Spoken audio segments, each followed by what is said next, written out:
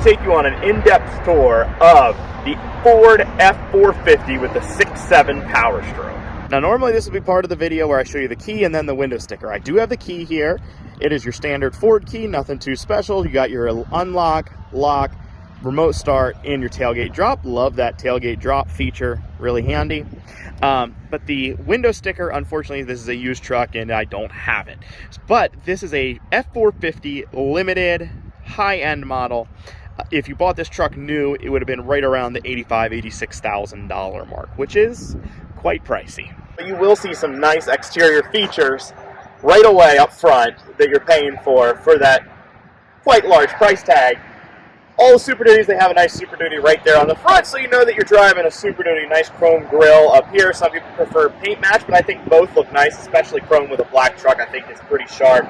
Chrome tow hooks, beautiful accent lighting on these lights. I love that design right there. It just really sets the truck off. Really a big fan of that. Moving down the side of the F-450 here, the first thing you'll notice is those fender flares on the front to cover up those front tires, keep the side of your truck clean, as well as that nice limited F-450 badge. You got your 6.7 Powerstroke badge. Right in the center here, you'll see there's some chrome accents. The one down at the bottom is actually your retractable running steps, which we will show and demonstrate a little bit later on.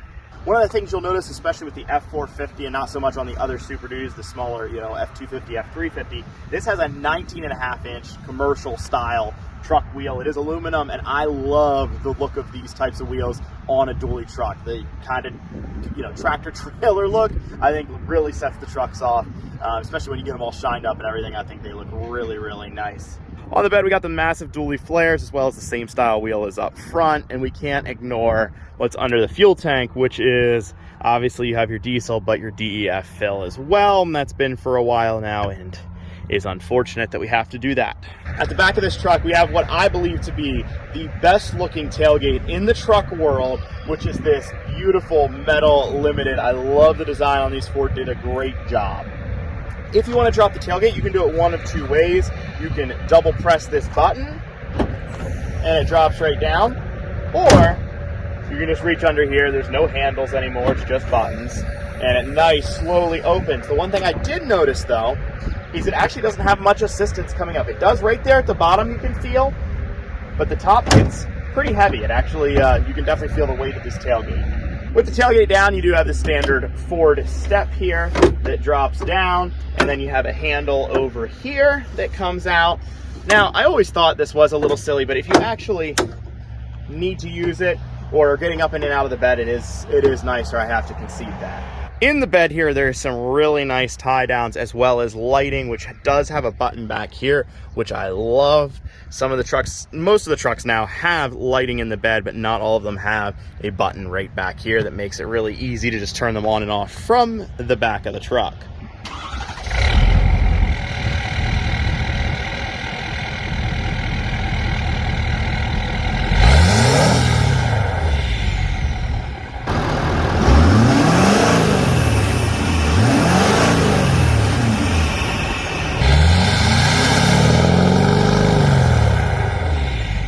Popping the hood here, we got the 6.7 Powerstroke engine underneath here. I mean, this is really what makes this truck work. The 6.7 runs really, really well. Sounds good. Doesn't sound quite as good as the old 6.0 Powerstrokes. Those were unbelievably good sounding engines, but you heard there, it still definitely sounds like a proper diesel, but they are much quieter nowadays than they used to be back 20 years ago. But this is rated at 450 horsepower, 935 pound-feet of torque, and it's mated to a 6-speed automatic transmission. Now, when you walk up to get into your F-450, you pop that door open, and you'll see that your retractable steps come out. Love that feature. It's pretty standard in trucks these days, but still very much a needed option. The other thing, and I mentioned this when I did the Raptor review, that Ford has these buttons on their door handles that just when your key is in your pocket or whatever, you can press to lock or unlock, and that's what this little button does, except for it's not actually a button, it is capacitive touch, so it doesn't actually move. My issue with it, I don't mind it, but it's way too sensitive. If you just barely bump this or your hand goes and you touch it a little bit, I've gotten not locked out because I have the key with me, but I've gone up to open the door and it's locked because I bumped that, even though it should have been unlocked. So that's a little bit of a gripe thing. I do love the Ford touchpad that should be standard across everything in the automotive industry, but it's not. That way you don't have to take keys with you and you can get into the vehicle. As we transition to the inside here, you'll see that this is still the standard Ford interior that they've had for a few years now, except it's just taken up a notch. This beautiful stitched leather on the door panels, as well as some wood accents. We also have some brushed metal accents further in the interior here.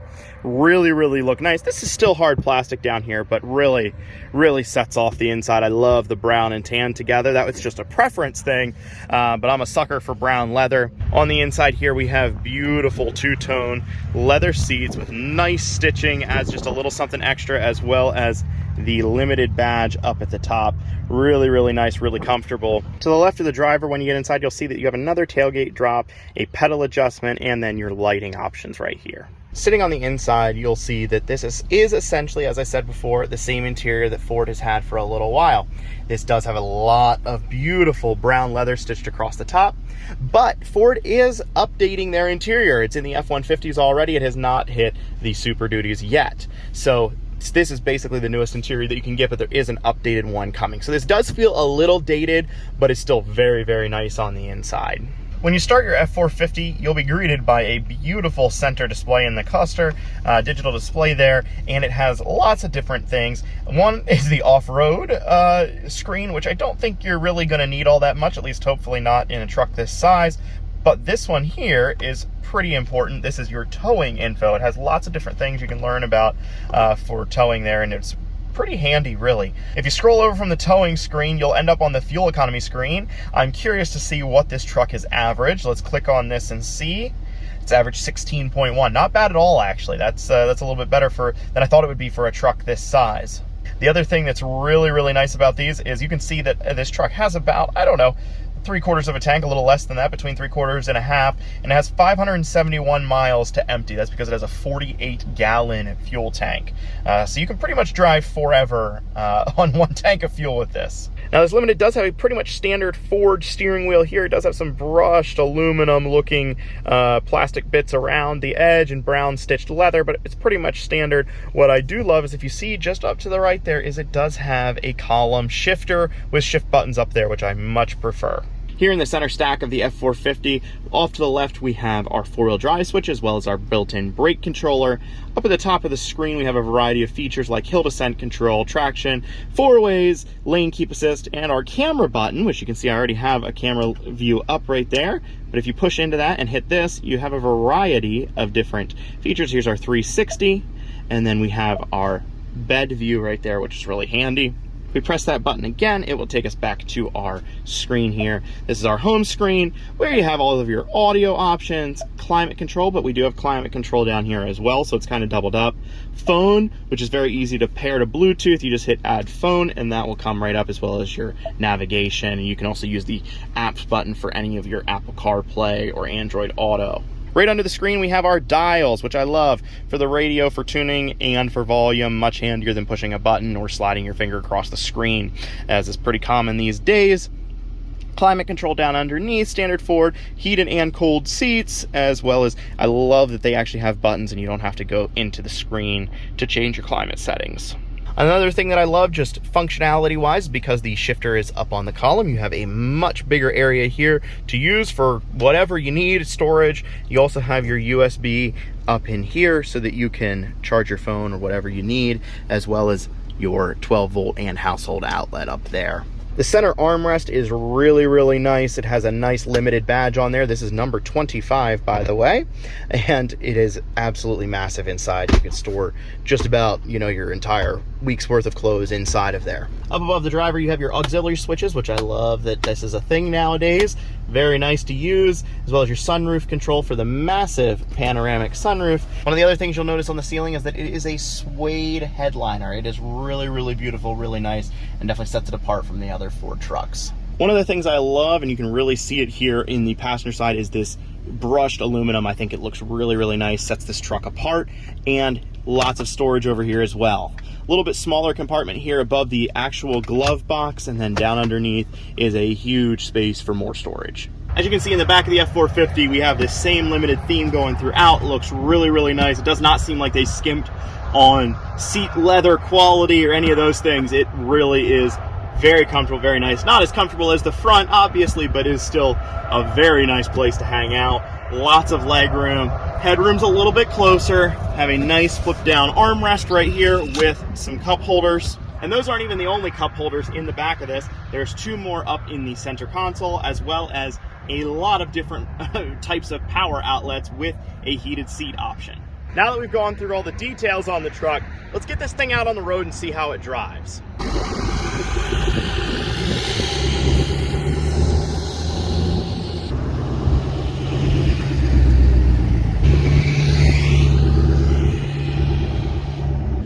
First turn out in the F-450, and there's a little bit of a bump coming out of the lot there. You feel it. You feel it in the front, you feel it in the back. It is just, yeah, it rides like a truck. But it's almost in an awesome way. Like, you feel a little bit more manly when a truck rides like that. I don't know about for your back, but no, it's what I expected. It's definitely not anything harsher than what you would think in a truck this size with this towing capacity. Speaking of towing capacity, we have not touched on that yet. This is rated at 32,500 pounds with a gooseneck. That is, I mean, that is just ridiculous. I mean, it's been going that way for so long now. I mean, I remember when I think 21,000 was hit, or 22 something, I don't know, 10 years ago. And I thought, oh my goodness, like who's ever gonna need to tow that much? And I guess people do, because they keep upping those numbers. I know it's just a numbers battle, really, and bragging rights for all the manufacturers when they one up each other. But I think it does 21,000 in like a bumper pool configuration. But that was just also crazy. So here we're up to 50, 60 miles an hour on a, you know, rural type road, just coming out of town. And like I said, ride is definitely, you feel everything. It's a little bit harsh, but there's no way around that really with the amount of towing capacity that you have. On-road mannerisms are actually decent. It handles better than what I thought it would. Just because of the size. You do feel like you're in a large vehicle, because mostly because you can see those dually fenders sticking out in your, you know, rear view mirror, and your mirrors are massive, and I mean, everything is with this, and you're sitting up higher than even what you think. Like, this sits up as higher than a lot of like lifted trucks, just the nature of it. But it really isn't that. It doesn't drive or feel as big as I guess what it is. But you gotta watch those fenders, because you don't want to be one of those people with all the cracked up dually fenders like just about every dually has. And as you drive around, it's hard not to compare this to the, you know, Chevys and the Dodges. And I'd really love to, you know, do a back-to-back. You know, it's, in my opinion right now, Dodge has the best high-end interior, probably Chevy's the least, honestly.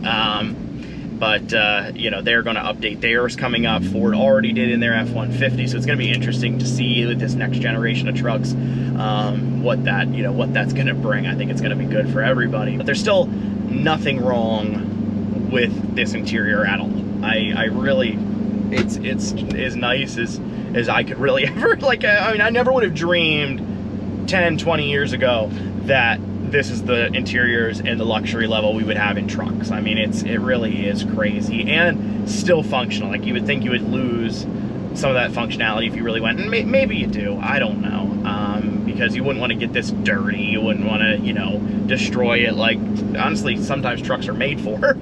But it's a good place to be, and still really functional on the job site. Well, with that, guys, I think it is time to head back and wrap this video up. All right, we made it back from our test drive there, and this thing is massive. Like, driving behind the wheel, I've driven a lot of dualies, but this thing is just another notch up, and it is crazy. Absolutely love it. It's like puts a smile like a kid on my face, but like a kid at a candy store, man. But it was so much fun out there. It is a very rough ride. I mean, you're gonna have that with any heavy duty truck, but it was really a blast to drive. I would daily drive this. Most people wouldn't, but I really enjoy getting behind the wheel. It drives really nice, considering the size and everything. You're definitely in a truck, and you'll know that, but it drives pretty nice considering really the biggest thing to consider if you're looking at one of these, there's two things, I guess. One is, what is it capable of, and can you get your money back out of it? Because this is a big investment. I mean, this is going to be, most of the guys are either doing like hot shot towing, construction, something. They're going to be using one of these. I mean, if you want to just buy it and drive it every day, that's awesome. But most of the guys are going to be using them and actually, hopefully, using it to its capability. But you have to think about how much money you're going to get back out for something this size over another truck that might be a little bit cheaper. So guys, in the comments below, put your thoughts, whether this is a buy or if this is a bust. Should you buy this or a Chevy or a Dodge? What one would you pick? Let me know your thoughts. I really want to hear what you have to say. I absolutely love this thing, and I'm more of a Chevy guy. I guess I have a Duramax shirt on, don't I? But I would drive this, absolutely. I had so much fun tinkering around with this today. Thanks so much for watching, and thank you to Blaise Alexander Chrysler Dodge Jeep and Ram in Mansfield for letting me check this truck out. If you're interested in this or any other, vehicle, give them a call. Their info is in the description down below. Thanks for watching. Have a great day.